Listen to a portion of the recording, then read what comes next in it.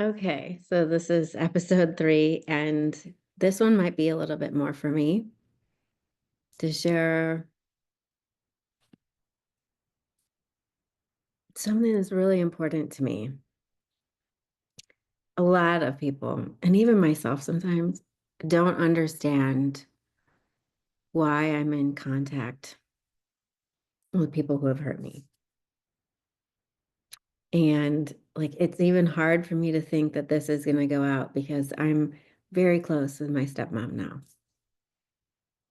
And my as you get to watching, there'll be more and more stuff that comes out. But my mom passed away. My real mom, the one that I talked about in episode 1 or 2, um, she passed away when I was 24 of breast cancer, and it metastasized to her bones. And so I'm going to start there. What I know about cancer, the energy of cancer is I don't deserve to be here.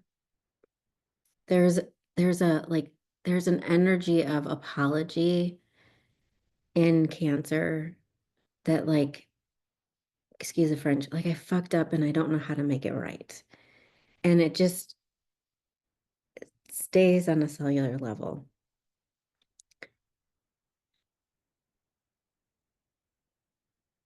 And that breaks my heart. Because even though there were things that were bad with my mom, she was a human being with a heart. And I have found that most people hurt not because they're trying to. There are some, okay? We'll get to that later and some other ones. There are some people who hurt and they are intentionally trying to hurt. But most of the people in my life, including all my parents, were just trying to live. They were trying to do their best. They were also like dealing with their own demons, and relationships are not easy. It's one thing to like take care of yourself and know your own needs and da, da, da, but add another person in, just one other person, and it kind of gets all messy. I also know my mom's upbringing, and it wasn't easy, man. I also know my mom, from everyone else's viewpoint, she was the life of the party. She was the one who made people feel seen. And she had a heart that was super deep. I just didn't spend much of my life with her, so I don't know. I do know. I didn't experience it. Like, I didn't experience it in the way that others did. And so when you're willing to see somebody as whole and yourself as whole, it's really hard to keep somebody on the chopping block. Like, I know I'm not perfect. I know I make mistakes all the time. I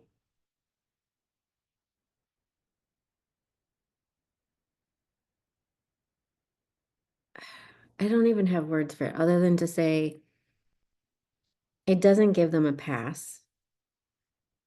But staying upset about it ruins my life.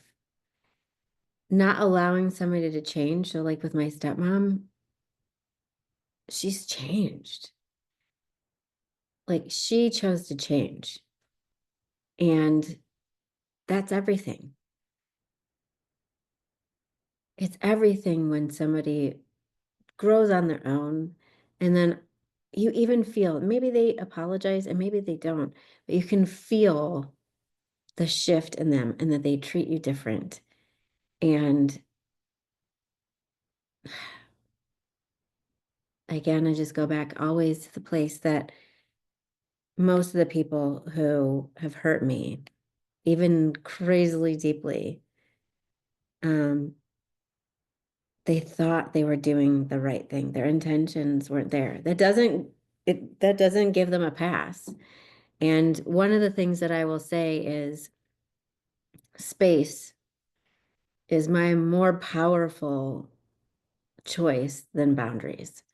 To me, if someone is still hurting, I give them space. I give myself, essentially, I'm giving myself space from them until I energetically, and this is the key, until I energetically know that things have shifted and it's safe. And so that's why I don't really need apologies from people because I'm like, it's shifted, it's changed. You've changed. And people change. They really do change. Not because we want them to, not because we tell them how to change, but because they choose it. So part of the reason why it's hard for me to share my story is because nobody in my story is a villain, and I'm not a victim, though sometimes it looks that way. That's my perspective. Take it or leave it.